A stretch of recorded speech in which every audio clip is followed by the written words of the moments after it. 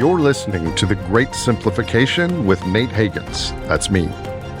On this show, we try to explore and simplify what's happening with energy, the economy, the environment, and our society.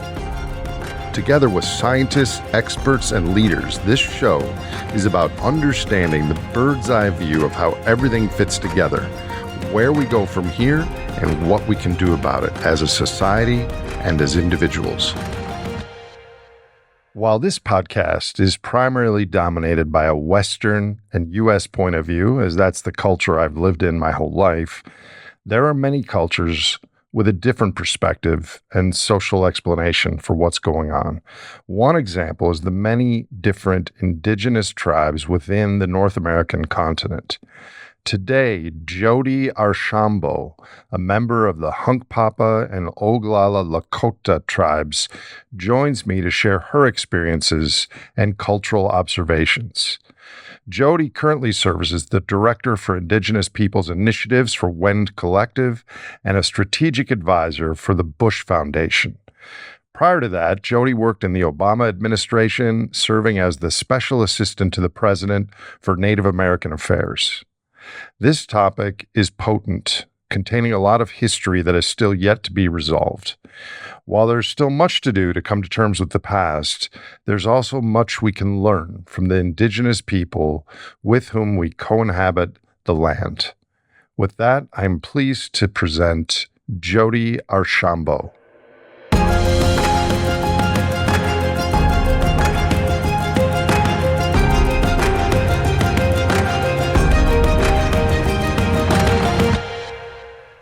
Hello, Jodi. Good to see you. Good to see you, too. How are things today in North Dakota? It's pretty cold and windy. Yeah, here too. Better today than it was yesterday, but tonight it's supposed to get bad again. So I have a lot of questions to ask you, and I'm really looking forward to this because this is not a topic that I often talk about because it's a topic I don't really know that much about. So maybe we could start by you just giving a little overview of your current work on what you're trying to accomplish.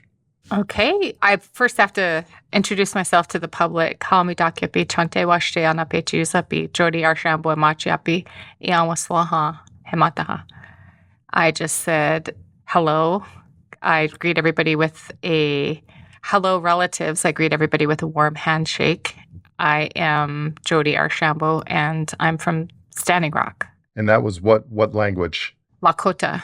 I'm a Lakota citizen of the Standing Rock Sioux tribe, but I'm a person who's always lived on the plains, always lived in North Dakota. And weather like this, we went further south when it got this cold or in the river ravines.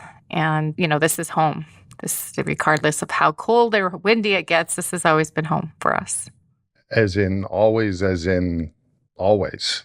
Always as in millennia. Even if we weren't here, we originated from the Black Hills. So we're always coming back here for millennia. When I say millennia, for thousands and thousands and thousands, since time immemorial, as people often translate what our understanding of where we come from is. So getting back, what are you doing? What is your professional work? What are you trying to change in our culture, in our world? So my professional work, I work with a lot of different indigenous communities, indigenous people, some tribal nations, and I've been looking at ways that tribes are better for the land in ways that is not widely known by most people in the United States. And there's a lot of things that we know intuitively, I guess, or innately about the land and place that just is what we've always done. And for some reason, that kind of deeper connection to place is something that goes completely unrecognized, unknown, not very widely even understood by not just the federal government, but by Americans writ large. A lot of that is the result of deliberate erasure of our people from the history, the land, I guess, the American lore of not just yesterday, but today as well.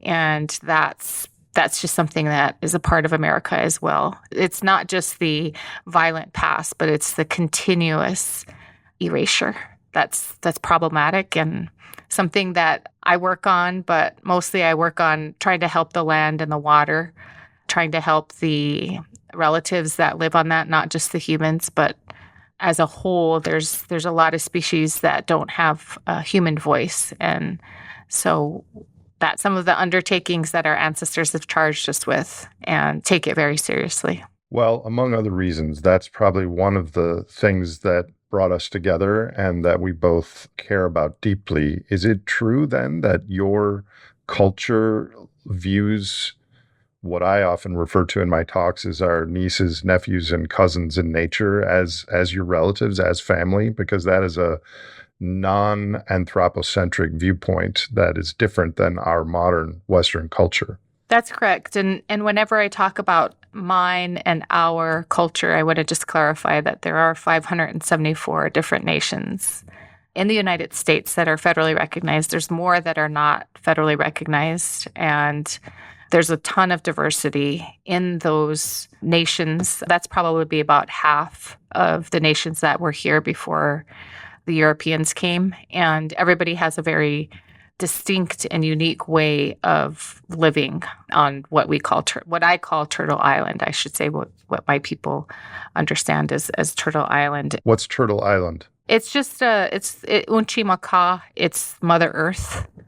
It comes from kind of a common understanding, but I think it's more Ojibwe based, that we're on the back of a turtle and that the earth is basically the back of a turtle. And we're on this island. That is how we look at the land. Another thing, we knew it was curved. We didn't think it was flat. But for my people, for Lakota, we say Unchimaka. That means grandmother earth, not just Mother Earth, but grandmother earth. And I would say that the understanding of how we relate to, like I said before, place goes a lot deeper than just human relationships. And that's because we've been here for a long time. And we know the dependency, the interdependency that humans have on the land and the water, and we have just a different worldview, a different paradigm of how things work together. And I think it's been erased. I think a lot of people held a similar worldview centuries, maybe even millennia ago, but they've forgotten that relationship, that deep relationship that is now scientifically being proven. Scientifically, there's a lot more understanding happening about how trees are related to each other and how fungi is related to trees and how animals play into that equation, and also humans. Humans actually have played into that equation as well, and not in a negative way. And that's the balance that we understand, and that's hardwired into our culture and our belief system. Our values are about reaching that balance. I think not only is it scientifically proven, but I think it's starting to awaken in a lot of other people in our culture that they sense some missing, something lost in our daily lives. And we had this, binge of fossil magic that allowed us to do all kinds of things. But now that rock is coming back down to earth.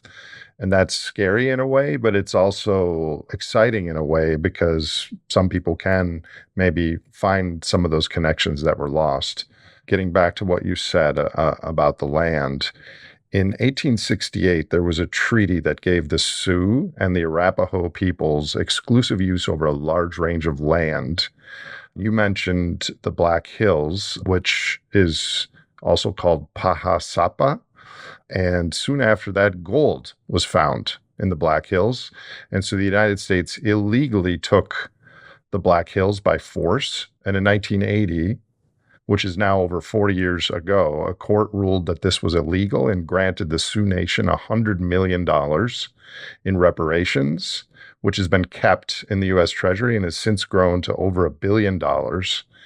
So the Sioux Nation has refused to touch this money. Can you unpack this story and why your people have rejected this large sum of dollars? So I always like to start with semantics because how we talk about something really matters, especially in the English language. And nobody gave the tribes anything. This is the the entire continent. If you want to put it in terms of European understanding of title and land base, it was ours. It was our possession. And so there's a lot of people who will say, well, the United States gave the Sioux this land, but we have pre-constitutional sovereign rights that are still in place today, and nobody gave us any land. What we have is what we have left after treaty negotiations with the United States. And the reason that we had treaty negotiations with the United States, and this is well documented in U.S. Indian law, is that European nations were making treaties with Indian tribes on the eastern seaboard in the 1600s. That's England, Spain, the Dutch, the French. They were over here making treaties with us and recognizing us. And that was at the beginning of the European international law. And so I just like to clarify that the way the United States gained its international status as a nation when it separated from Europe, and the way that the United States separated itself from Spain and the others, is that it also began to negotiate and ratify treaties with Indian tribes. So before that, did anyone own the land, or you just used the land and the flows, or was there ownership? So this is interesting. So we have to do this sort of code switching because our understanding of the land, this is a very Eurocentric view. We have to say that we possessed it. We have to say that we had title to it because we did. In the Europeans' understanding, if we are human beings, if you believe, Nate, that I'm a human being, that this land was mine, all of it. If I'm not a human being, then no, I was just existing here. I was just inhabiting and kind of floating around like a butterfly. Like, there is a huge difference in the way that Europeans talk about our possession prior to Europe coming here. If we didn't possess it, if we didn't own it, then it was yours to take without just compensation, without fairness or treatment as human beings. So the more people create this understanding of, so I say, like, as a European in the United States, when you guys came, this land was ours and we were full human beings, and we still are. And because you have a different understanding of law and a title and relationship with land, we have to speak in your terms because it is absolute and it's the only thing that stands up when it comes to protecting it. So if I own land, I have dominion over it and I get to say what happens and doesn't happen on it. I understand what your question is. Before the Europeans came, did we possess the land? We had a different kind of understanding of the land. It wasn't we didn't possess it. There's a lot of people that will say we belonged to the land. Everybody belongs to the land. We do not. It is not possible to possess air. It is not possible to possess the stars. It is not possible to possess water. But if you have to protect it, then you have to put it in the terms of how the colonizers think. Otherwise, they'll say, oh, the wolves lived here too. So did they possess it? The beavers, so it becomes a very slippery slope to continuing the dehumanizing bias against Native Americans. So earlier this week, I had a call with Vandana Shiva. I don't know if you know who that is. She lives in India and she's very active in anti-pesticides and in regenerative agriculture. And she told me that up to 1789, no one owned the land in India until the British came there. And then all of a sudden they had famines for the first time because the people had to pay in grain and crops their taxes, and there wasn't enough for people. And the ownership structure that happened like changed everything. I'm sure you know that story. So it's similar here, yes? It is similar here. I would also say that tribes did have territories. We did not get along with each other. Much like Europe and the rest of the world, we had territorial wars over hunting grounds, over waterways. And so that it wasn't like, oh, we're just out here kind of like living and, in harmony, in perfect harmony. Human beings, we're across the globe. We have cultures and we all believe we're the center of the universe. And that's no different for my people. Like we do believe that everybody kind of is them, it is that us and them. But at the same time, there's a lot of commonality with Indigenous peoples worldwide that is different than the colonizer mindset. And so when I talk about, did you own the land? I have to put it in a framework because otherwise it's very easy in just an everyday person's thinking that haven't gone beyond their own European paradigm to think that, well, you didn't really own it. Is there no language in traditional Lakota that like we own the land? It like translates differently, like we're part of the land or something? I guess you could say that the language is just not translatable. So even Unchimaka, we don't call the land the land. It's not an object. It's a grandma. Like it's not, like you asked the question earlier, do you think of things as relatives? Like I think of yes, that we absolutely do. And we treat it as such. We know that the earth is where you go back to. We all come from the earth and we all go back there. And there's a lot of understandings that still exist today about how we treat our grandmother. And when we talk about the Black Hills, we had a lot of elders who stood up and they protested when that court decision came down. They were upset and they would put up signs. This is when I was a little girl. They would have their protest signs would say, "Never sell your grandmother. Never sell your grandmother. The land is sacred. The sacred is not for sale."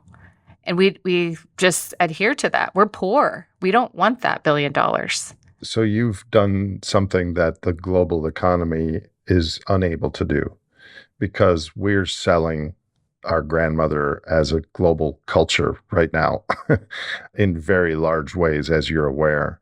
So is that discussed these days, or is it a badge of pride that there is money that a poor area could access, but you're choosing to take the high ground and treat the Black Hills and the land as sacred? It's a huge source of pride. It's as important today as it was 40 years ago. I would say that there are some people that would say, like, we could do a lot with that money, and we're not monolithic. Like any people, like we have people who will say, like, we should probably take that money. And I would say that by and large, I don't know any of those people. Most of the people that I know say it's a cohesive understanding of what we're going to do and what we're going to pass on to our grandchildren to do. And that is to fight for the return of the lands and refuse the money. If they want to give us the land, if they want to give back the land that they stole, they should also give us some kind of compensation for destroying it in so many ways with the mining and the different kind of degradation. The water's been really contaminated with mining, and it's been very hurt. It's not destroyed, but it's been under assault for a long time. So mitigation is going to be necessary. But by and large, people are pretty unified on refusing that funding. And I would say that It's not just about what the money could buy. It's about the land. We want the land back. We know that that's something that over and over our ancestors told the government that that part wasn't for sale. That was like a non-starter. And they agreed with that until they found gold. Yes. They agreed with it. And this is what often happens. And we talk about this, is that oftentimes we're the sacrifice zone. We become the sacrifice zone in the name of American prosperity. So the Gold Stake Mine in the Black Hills is one of the biggest gold deposits found on the continental United States. And that supposedly was part of, it's the U.S. Treasury, it's national security, it's part of what we need to exist as a nation. And my brother talks about this, Dave Archambault. He talks about how this has always been the case. So when they're coming to take something, it's always in the name of the national security. They did it with the gold in the Black Hills. They broke up our reservation for the gold in the Black Hills, and they took that land, even though the treaty said they needed 3/4 of all males to consent. They never got that. And this was part of the way that we won the court case. But there's also the railroads. That was national security. That was in the interests of the good of the nation, the good of the order, utility lines, and then oil pipelines. And surprisingly, our people have been able to fight oil pipelines for a long time. And we are still fighting the Dakota Access Pipeline. The EIS process is still pending, and the judge ordered them to do an EIS before they did a environmental assessment for the pipeline. Now they have to do an environmental impact statement. The Army, they meaning the United States government, Army Corps of Engineers, and we've been litigating that. We've been litigating, and we've been somewhat victorious, but it's the oil is flowing because the judge wouldn't stop the construction, wouldn't stop the flow, and the thing that people will cite, the Energy Transfer Partners and the Army Corps of Engineers, is this national interest of having to have oil come out of the Bakken to the tune of 600,000 barrels a day. And then they're doubling the capacity without another environmental impact statement. They're doing all of this in the interest of the United States. And so it has a capacity for 1.2 million barrels a day, and it's now they're going to increase it to that. They're going to double it. Again, they didn't put it north of Bismarck, which is 80,000 people, the capital of the state. They put it right north of our reservation, less than a mile from our reservation border, and then said nobody would be impacted if it broke, because the Army Corps and the company, and people know this story well, but it's the same thing. These infrastructure projects, the gold, they always say it's for the United States. Always says it's for the national interest. The dams, they dammed our Missouri River, only where reservations are. Bismarck doesn't have inundation. They're not underwater. They have a Missouri River banks that have been there for a long time. They've only flooded Indian reservations. And so again, why?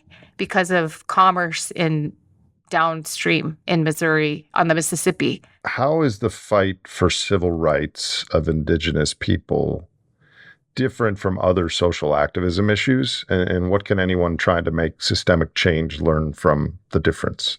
So I think there's one fundamental difference that really sticks out, and that's that legally Indian tribes have a different kind of status than all Americans.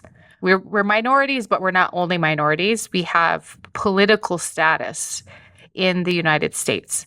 So our tribes, our reservations, our citizenship with our nations is one that is political in nature, meaning that the federal government deals with us in a nation-to-nation context. And so the Indian tribes have sovereignty that's, unique and different and pre-exists state, city, and county sovereignty and even federal sovereignty. And this has been recognized by the courts.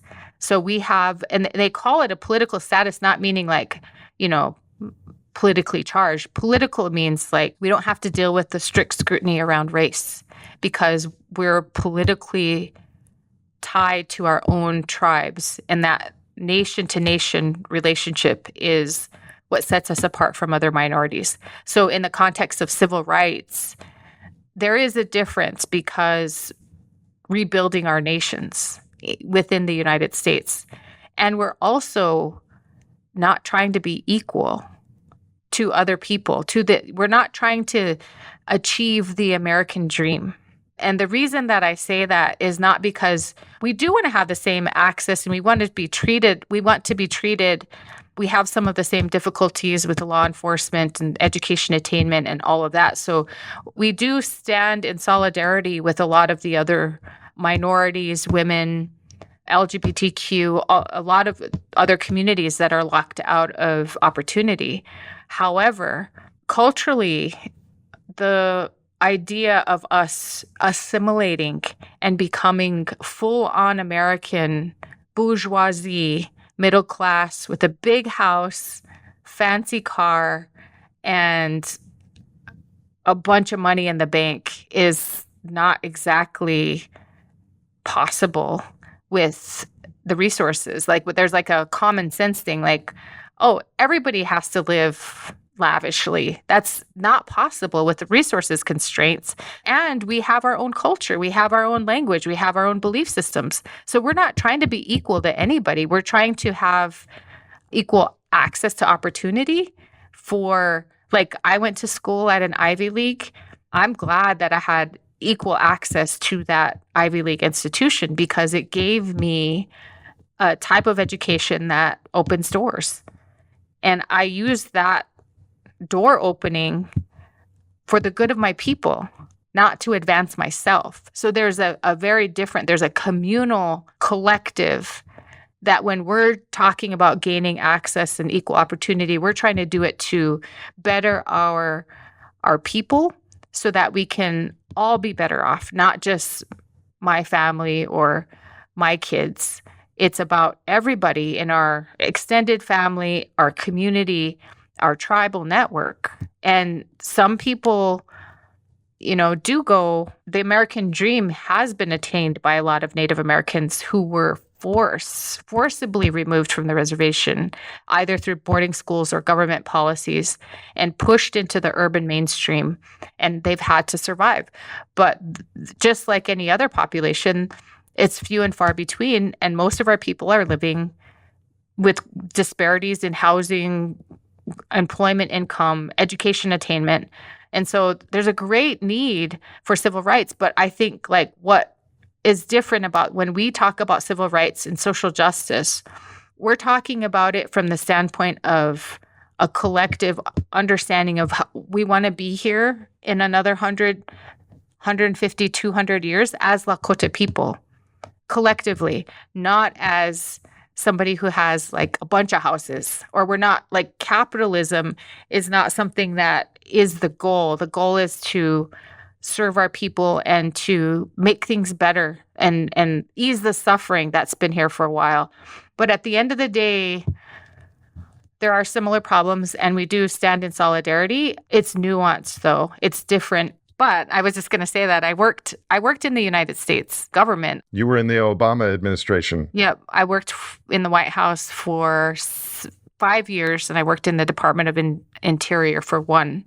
And I was in the Domestic Policy Council when I left, and I worked with, I was in charge of the president's relationship policy-wise. First, it was engagement, and then I got promoted and became the policy lead for President Obama. So the stuff that I'm talking about are things that a lot of Indian law experts would know, a lot of tribes know, but outside of that, it's pretty complex and complicated and not widely known. But yes, it's distinct relationships. There isn't a national sort of like, oh, we're going to go to this group. And there is a national org that's like that, but the federal government is obligated to work with each tribe differently or uniquely, or how they, I mean, you can't say one size fits all, even though that's how a lot of the policy is written. There's usually like the provisions where tribes can opt in. Tribes can decide how they're going to relate with the United States government, not beholden to any other nation and any other tribal nation. One of the reasons I invited you to talk today is I want your thoughts on the Great Simplification and what's coming and leverage points there. But before we move into that, looking back at your time in the federal government in the Obama administration, what did you learn? In terms of what kinds of things need to be changed, I mean, I think there are a number of issues that are sort of parsed and pulled apart and made very difficult.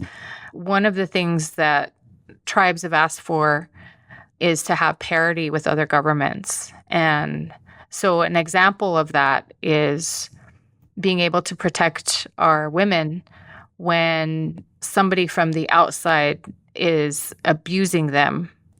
And from the outside, meaning tribes have the powers, they've retained the powers to deal with domestic violence and domestic disputes among tribal members of all tribes. They have jurisdiction over domestic disputes. And there's been a series of court cases that have whittled away at non-tribal members, non-Indians.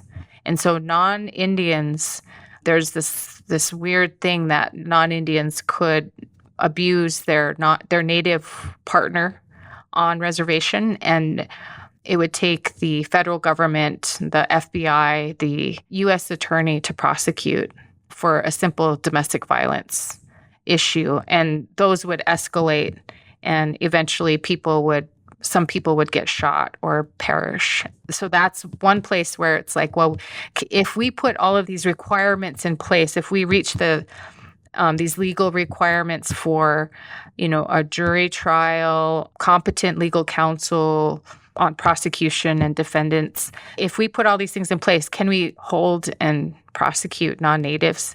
And that was something that was returned by when I was in the White House, is we did get that restored. It was there before. We did it during the treaty times or after treaties, but it was something that was whittled away by Congress and Supreme Courts. And that's how many of these things are. So the people get a lot of funding, states, cities, counties get funding. We don't get any money to do conservation, but we do a ton of it. There's a land and water conservation fund that is funded at $900 million a year. We don't have access to that except through states, and states, over the 40 years that thing has been in place, they've given tribes less than 0.5% of that funding. And so we're doing the work of restoring waterways, fish habitat. We're in repair mode a lot of times with the lands, and we don't get hardly any resources. How does that work? People sit around and they notice the ecological damages and they're like, well, we're not getting paid for this, but we're going to go out and help repair it anyways. I don't Is think, that how it happens? Like, we never got paid for it before the United States was in existence. So that's like a really Western thing to say, like, oh, I need to get paid if I'm going to do something. It's a very Western thing. I just was a part of, in my own community, there's a red willow that we use for our prayers. We use it for our tobacco. We don't use tobacco. We use this bark from this willow, and it was getting depleted. And so elders and they came together with some younger people, and I was only a part of it because I helped with some of the resources and I helped with some of the connections. But, they just went out and replanted it. They started replanting it in some of the sloughs that are on the land, Army Corps land, not even our own land. So people sit around and say, like, let's go do this. Let's go pick up the trash. But when you have an Army Corps project that is the worst thing for the landscape, it kills, destroys on high water, everything in a watershed. And then it on a drought year, it turns into a sand dune. Like there's a mile wide of sand that has been deposited there from that. So like we're like, okay, how do we do this? How do we do that? We don't get any money. We didn't even know that there was this money. Like most people, if you talk to tribes and say, did you know states get like this much money? They'll say like, really? Like we don't even know people get money for that kind of thing. We always think that people are just doing it. And like, what if we had machines? What if we were able to do some of the things like a government in the United States does? But, I know there's a movement to do land-based education with Indigenous peoples. And I listened to one of your podcasts. I think it was with the founder of 360. Yeah, Betsy Taylor. So she was talking about regenerative ag. We call it regenerative ag because we know that's what other people call it. But it's really just taking care of the land. Like this, it's just doing what we always have done, like for millennia. Like it's the term that you can use as part of your outward strategy, but this is how we're going to orient. And it's interesting that, I do think that it happens a lot. So this, regenerative ag, we work with Gabe Brown, and Gabe Brown is, a huge proponent of regenerative agriculture. He lives 10 miles from Bismarck. He's local. He's so good to us. He helps us so much. And he always says, this is your people's approach to ag. Like, we're just trying to follow your lead. But I never hear anybody say that. I never hear anybody but Gabe say that. A lot of regenerative ag and the principles, at least, are drawn from Native people. And how did we learn it? Did we have like soil samples and water? And no, we had to live. We had to grow food to live. And so there's a trial and error that you find in a certain place with a certain amount of rainfall and water. And like there's certain things that you learn after millennia. And this is Chaco Canyon. This is like there's evidence of farming practices all over the United States, the Southeast. And this is like very Indigenous to think about natural systems as being the way, look at the Inca, irrigation and the terracing. Like, wow. Well, my work, Jodi, that we're going to have to, as fossil fuels deplete, we're going to have to do different non-fossil fuel intensive agricultural processes in coming decades and centuries. We're going to have to. I mean, not only did European descendants take your land, but also the living arrangements. When you and I first met, I was giving a presentation about the Great Simplification, and you asked some questions, and you offered that Native peoples already had a story in this regard. And when you said that, I thought you meant that when Europeans came to North America, there was some sort of collapse happened to Native Americans.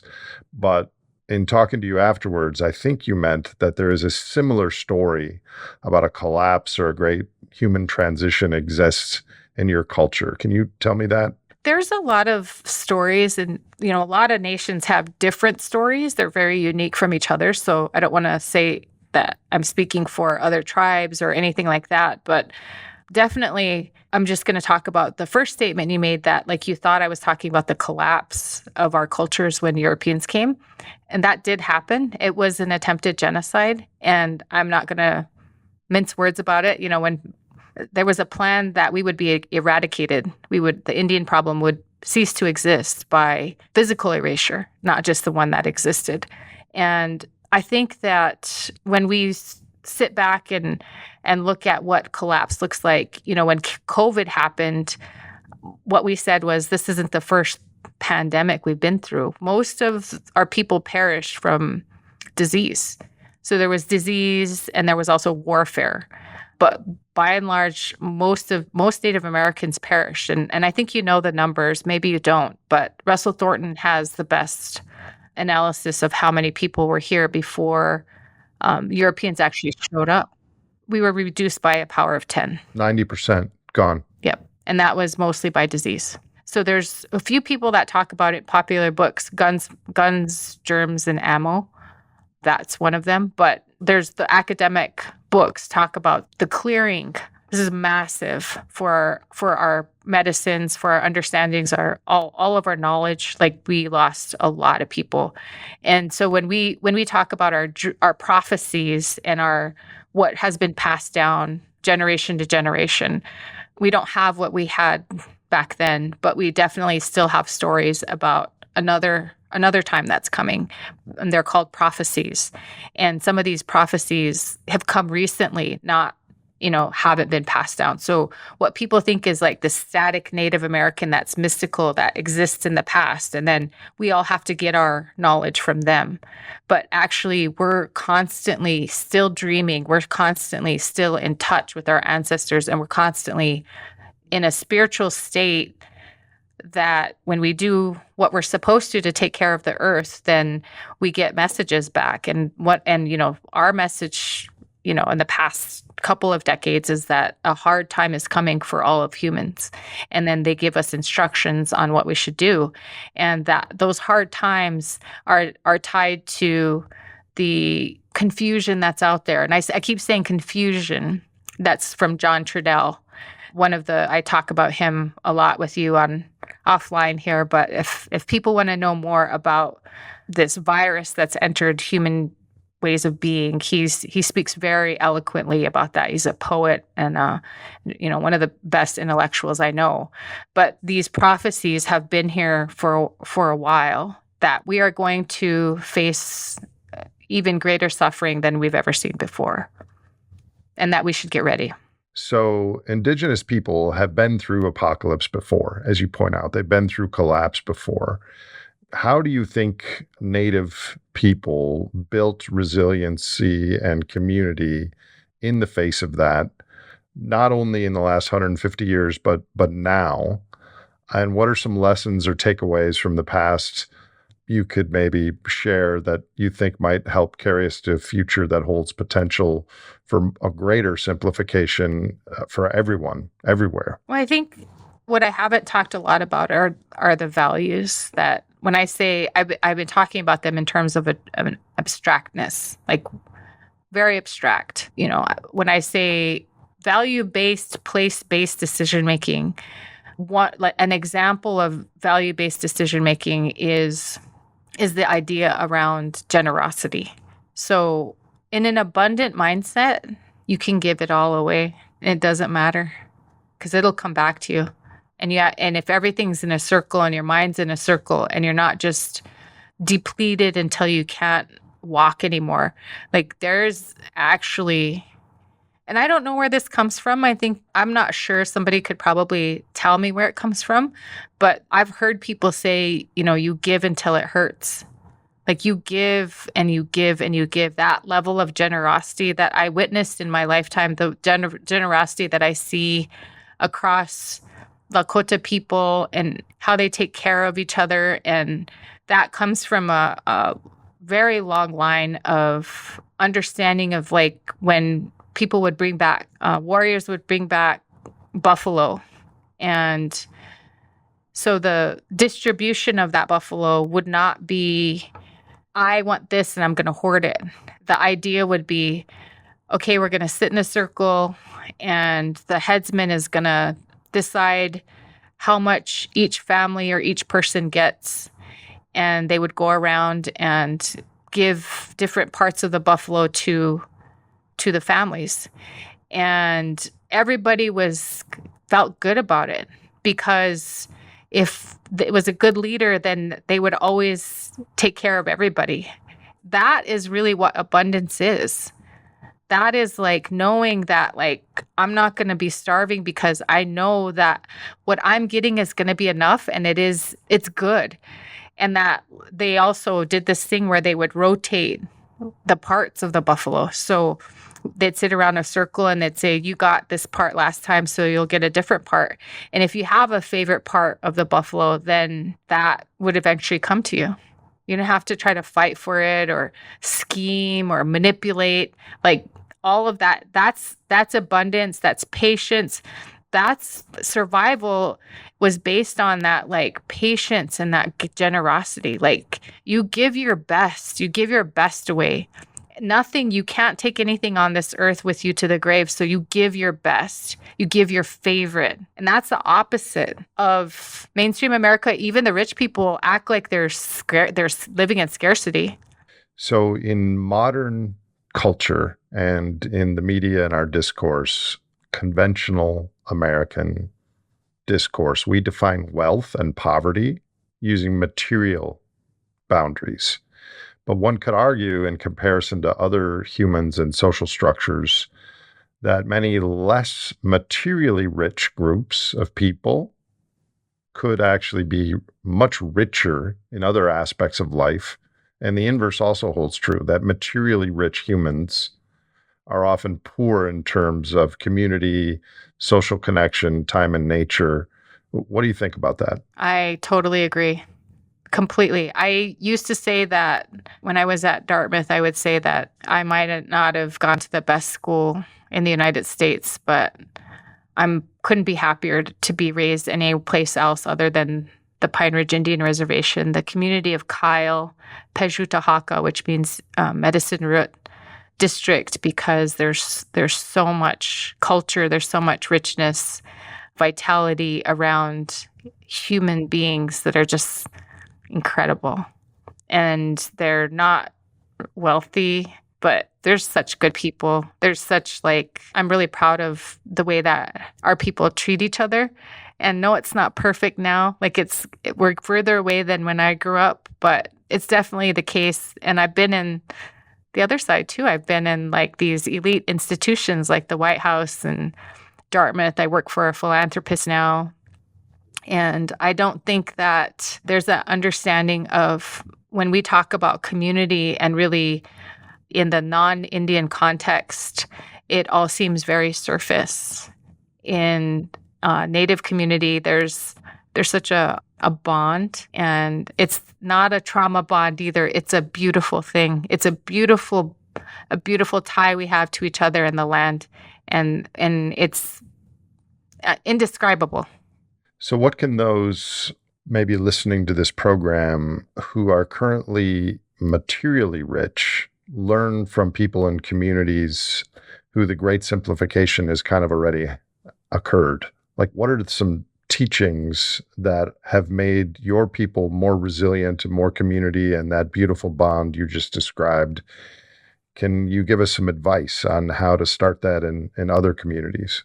I think that people should be giving to Native-led organizations that invest in really cool things tribes are doing with the land and the animals. And we shouldn't be the last ones to get on the regenerative ag train.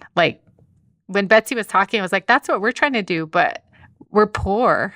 When do we'll get that in 25, 30 years because we don't have any funding. Fund us for the dreams that we have that are tied to the land.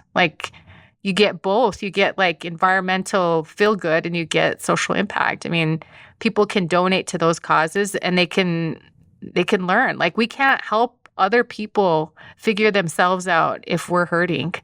We can't. We have to repair, and our cultures are thousands of years old. This American one is super young. It's super, super young. It's very immature. So invest in the cultures. And I say cultures with the plural because like biodiversity, cultural diversity is just as important. We do care about the whole ecosystem. It's led mostly by the medicines, mostly by the understandings of what we have to do in our ceremonies and what we're supposed to eat and what we're supposed to gather at different times. And there's a really awesome person who I think everybody should watch, and it's Lila June. She talks about every human can get back to that. It's not just for Indigenous people to do these things. Every human has the potential to live with these values about land. And just because you don't have them or you haven't had them in the past 100 years or 1,000 years doesn't mean that you don't still have the genetic understanding of what's supposed to be there. And people feel it and they see it, but there's no English words. A lot of that stuff's been erased by the hegemony in feudal monarchies and churches. Well, and the massive energy surplus caused a great forgetting of who we want. I mean, all humans used to Yep. be closely tethered to the land and the Yep. soil. And I think we're going to, not directly, though possibly directly, we're going to gradually go back there as fossil fuels deplete. So, in many ways, the way that, as hard as it is, the way that many Native people and many people in the global South are living now today is an example of where a lot more people are heading. So the resiliency that you've somehow managed over these decades and century is pretty impressive and important. Yeah, I think when COVID hit, it's funny because I kept saying it's an opportunity for us to become more Indigenous than ever. People were talking about gardens and language. Our language was being spoken more because kids weren't having to go to school. But when I talk about the suffering part, that's something that Dr. Michael Yellowbird discusses, and that is in a lot of our ceremonies it like talked about it being about fasting and a lot of physical endurance. And I don't know that it's similar to the Buddhist culture or the Buddhist teachings. I don't know that it is because I don't know that those teachings very well. But what they're finding is what Michael talks about in his research is that, and I've never seen it published, so I just heard him talk about it. But when you go through ceremonies that we've been doing for thousands of years, going through like fasting does is it actually grows the part of your brain that has compassion and empathy. So when you're suffering and you're willfully going without food and water, it's easier for you to have compassion. That part of our brain is like really developed. So I think the generosity part and like being able to understand other people that might not be doing so, that's pretty well developed over years. And I think that's something I think about, that we're just because like we suffered through a lot of this colonialism doesn't make us like pitiful. It's actually I see it as resiliency. I see it as like a source of strength, and it takes a lot. I mean, it really does take a lot to pull us down. No, I agree, which is the whole purpose of my podcast. Is I think we are much more behaviorally plastic and adaptive than we fear, but we're not thinking about the real future that's coming. And yeah, so I may have to have you back in the future because your answers to my questions made me have a lot more questions that I don't know and I think would be important to share and discuss. But in interest of time, I hope you're okay with me Sure. asking some personal questions that I close each interview with. So given your lifetime of work on these issues, Jodi, do you have any personal advice to the watchers and listeners of this program at this time of global ecological crisis and systemic change? I wish, this is my wish. This is my aspiration for America is that people know where their water comes from. People really should understand it doesn't come from a faucet. That would be great. That would be great is if people would follow the pipelines, the water, canals.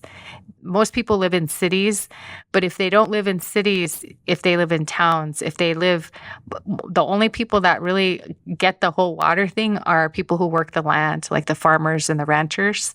Like they really get the water. And that's where I feel very aligned with farmers and ranchers of North Dakota because they get it. Like they get the water thing. And it's very important, but that's an anomaly. And so I wish people would understand their water, and I wish that they would adopt it like it's their relative. I wish that they would. That's what the Missouri is here in Bismarck, and she's my auntie. She's very powerful, and I have to go and take her tobacco and make sure that she knows I remember our relationship together. And I wish that everybody could do that and do it in a way that they would do it with their own aunt or their own loved one.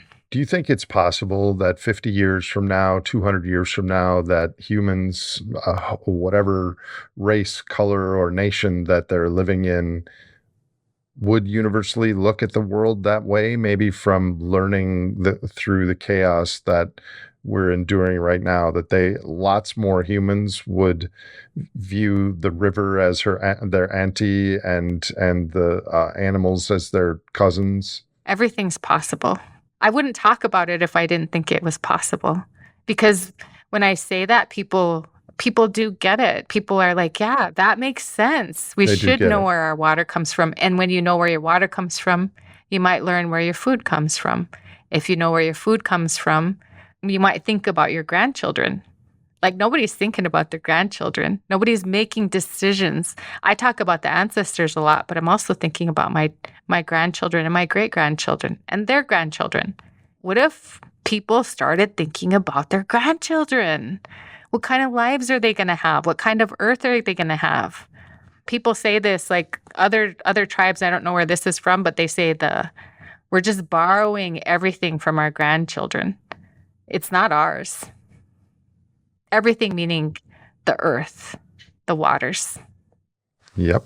The climate, the biosphere. Everything. Yeah.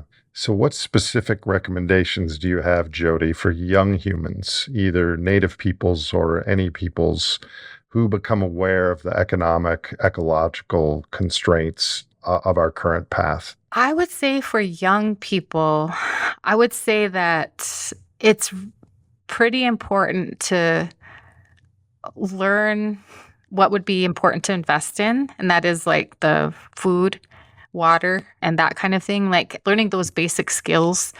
There's a lot of skills, like you can say we're going to become self-sufficient, but there's a lot of things like carpentry, plumbing, and I don't even know if solar is going to make it, but how are you going to get your energy? Windmills will, like, how are you going to get your energy? How are you going to like continue to live? And I think picking up that stuff, you can do the higher education degrees, but picking up a lot of those trades is going to be important. I also think that rejecting new materialism is going to be important. There's plenty of there's plenty of stuff out there.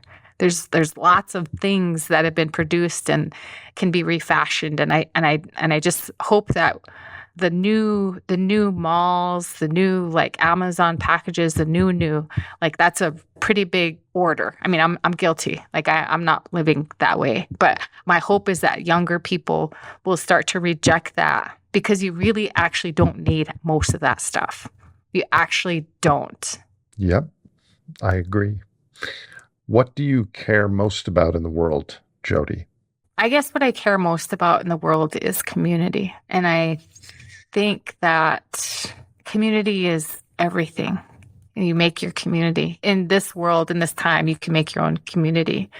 But I see a lot of this stuff online because I'm still in social media. I'm probably going to quit pretty soon, but it's really pushing towards me and capitalism in big ways where you can just cut people off, and that's toxic, and I don't want to do that anymore. And that kind of like self-empowerment, healing kind of culture that's out there is very separating, and it's conflict avoidant. And so I'm not saying people should bend over backwards for their family member that might be addicted to drugs. I'm not saying like stay in an abusive relationship. I'm not saying that at all. But I'm saying, how in a community are we going to work through these conflicts in a way that brings us greater balance, and understanding that every single human being is not perfect and right all the time. But that's kind of where I feel like we're really falling down as a society. We're really moving more and more me, I'm right. And then it's easy to say like, I deserve this. I'm going to just buy it from Amazon. Like, I get this. This makes me feel good. Personally, what issue in the next decade or so worries you the most or gives you the most anxiety and trepidation about the future? This is going to sound weird, but it's loss of language Lakota language. That gives me the most trepidation. Climate change does as well, but I think given the levers that we have at our disposal, I think tribes are going to continue to do what we do. And in the places where we do have dominion, control, ownership, we'll keep doing that. And I think by increasing tribes' control over land, that will increase other people's understanding of how they can also be doing it. But I just don't know that people are going to choose things like regenerative ag, or I don't know that people are going to choose biodiversity. If it comes to biodiversity over market, it's not going to happen. Well, that's a microcosm of the whole planet right now, as you know. So do you have any story or personal experience that's happened to you that gives you hope about the coming decade or so? Yeah, I just think young people are amazing. I think young people are far more open to the imagination, the imagination and the dreaming than what I was open to or what was available to me when I was young. I think people are more willing to buck precedents and do what's right and not be afraid of saying it, not be afraid of doing it.